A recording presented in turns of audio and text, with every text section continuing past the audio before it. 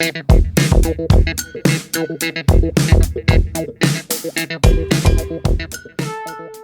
guys, what is up? This is ManTodayWithMe once again. Welcome back to another video game review. This time it is going to be on Hades 2. Before I get into it, I will warn you that there will be gameplay and storyline spoilers in this video, because just in case I say there are no spoilers and I end up bringing up a spoiler without realizing it, then somebody in the comments will probably bring that up. Because I have had that happen to me a couple times, most recently with my review of Ghost of Yotai. So I deeply apologize for that. I had to pin in the comments that what I thought wasn't a spoiler turned out to be a spoiler.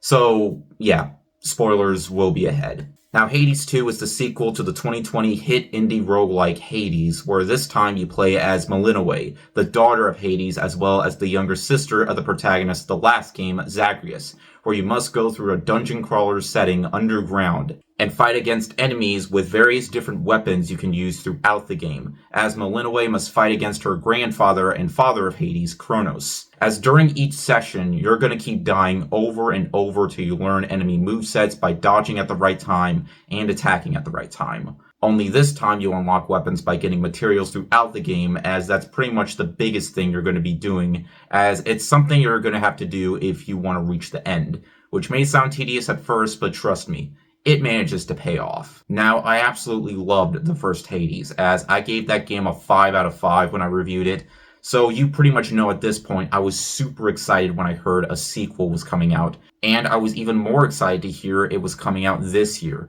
And now that it's out, does it manage to live up to its predecessor? Can Supergiant Games manage to live up to their 2020 masterpiece? Well, I'm super happy to report the answer is a supergiant yes.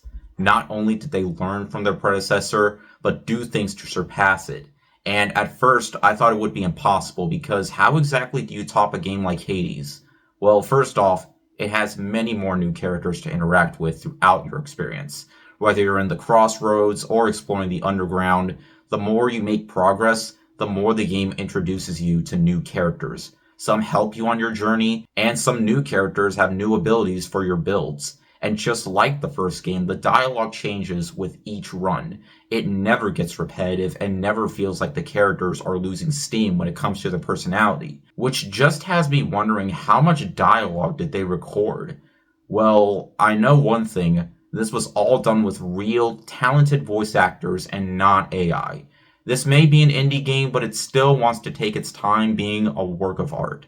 Also, just like the first game, you can give them gifts to form relationships with. Rather than just nectar, it also allows you to give them other things too, well, I haven't really tried it, I've just been giving them nectar, but hey, there's probably a reason why there's more gifts, so yeah. One of my favorite characters in the game is Echo, who always repeats what you say. It makes her so mysterious, and she's honestly quite adorable. How goes it, Echo? I'm doing alright. I'm doing alright. Doing alright. Alright. Also, you don't always gotta fight alone. Once in a while, you can get animal familiars to aid you on your journey. I always chose the cat because, well, you know me when it comes to cats. They don't do a whole lot of damage, but they're still nice to have by your side. Now, if you're familiar with the first game, you should know what to expect when it comes to the gameplay. Hack and slash combat in a dungeon crawler setting.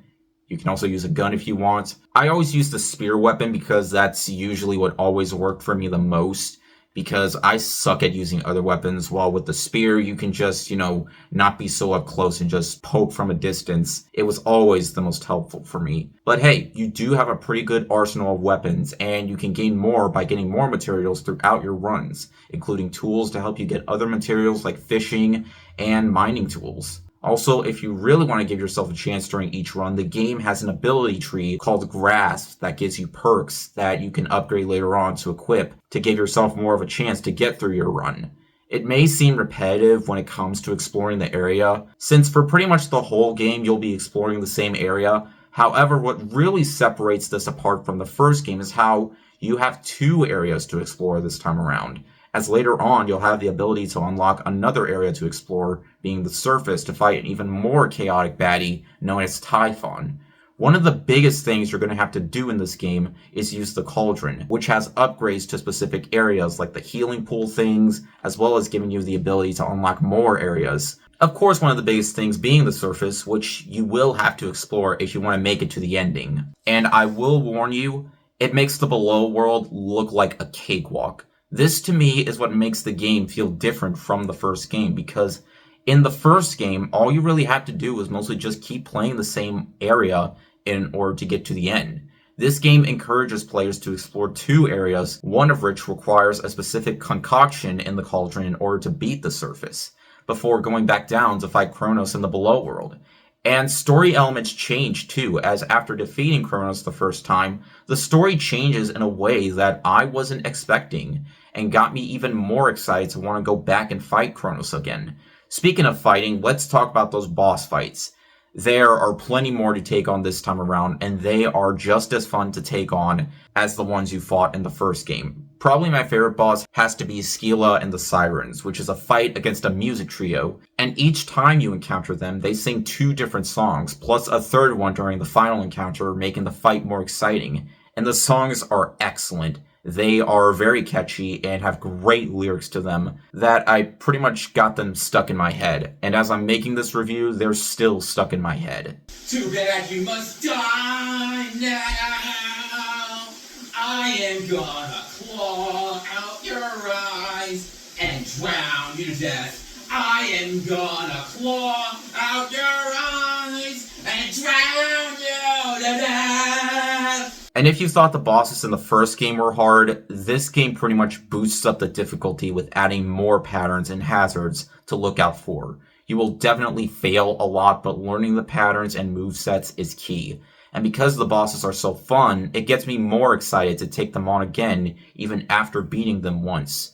You just really gotta experiment with your builds. Some can be overpowered if you know which ones to use, especially with the new powers it has to bring, some of which can have 2 powers at once, where 2 of the gods that give you power can team up on rare occasions and give you 2 powers combined into 1. It doesn't happen often, at least not during my playthrough, but it's something I recommend if you do get the opportunity.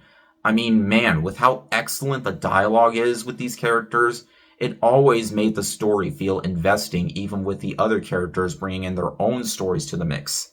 Gamers usually always had a debate on what the most important thing to a game is. Is it the characters, the graphics, the story, or the gameplay? Well, in this case with the Hades games, the answer is simply all of the above.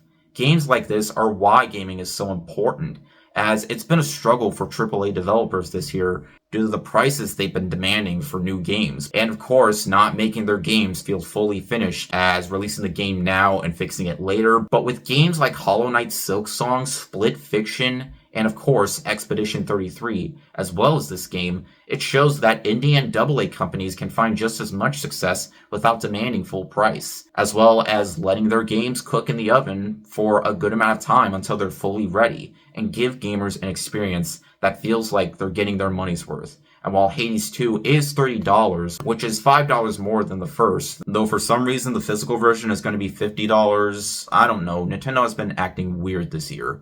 But besides that, there feels like there was a lot more to this game that makes the $30 worth it. It's a finished game that has a great amount of story-driven content, as well as some side activities to encourage more runs.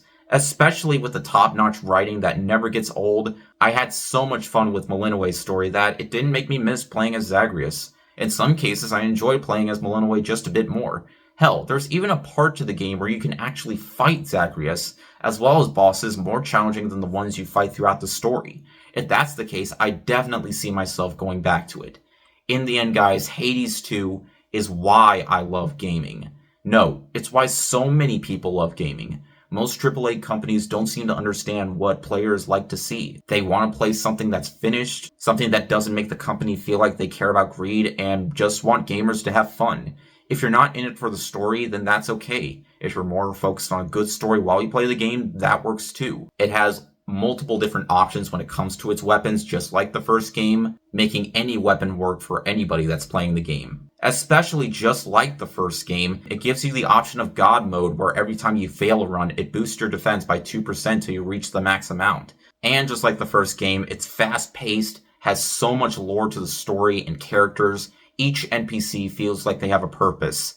There's more different ways to play, as well as 2 whole new areas to explore that throughout my 35-hour playthrough, I just couldn't help but love the experience I had. It runs smoothly on Nintendo Switch 2, which is what I played it on. The designs for the characters are top-notch. The only time I really got frustrated from failing a run was only once, because I knew it was going to keep happening. But just like in the same sense of like the Soulsborne games, I just wanted to keep trying to learn what I could do better during my playthrough. If I really was to nitpick the game, I would have to say, well, I hated having to fight this guy that heals himself every time you get hit. Man, he sucked. But again, I started understanding his moveset more where I got used to him. And that's really it. Hades 2 is what I wanted Hades 2 to be. And it's how you do justice to your already fantastic predecessor. Supergiant Games has given us one of this generation's greatest franchises, and I'm super excited for their next project. Would I want to see a third game? Hell yeah, and who knows what their next original project could be. This has honestly been a damn good year for video game sequels, and this just might be the best one. And this is the year Silksong finally came out. It goes to show that this might not be the best year when it comes to the gaming industry, but when companies can still make games like this while taking their time and not use AI towards anything that involves the writing or the voices or the graphics or the gameplay itself or anything that would just ruin it, it shows people still care if given the time. Every single person that loved the first game needs to buy this game now. It's a Supergiant masterpiece.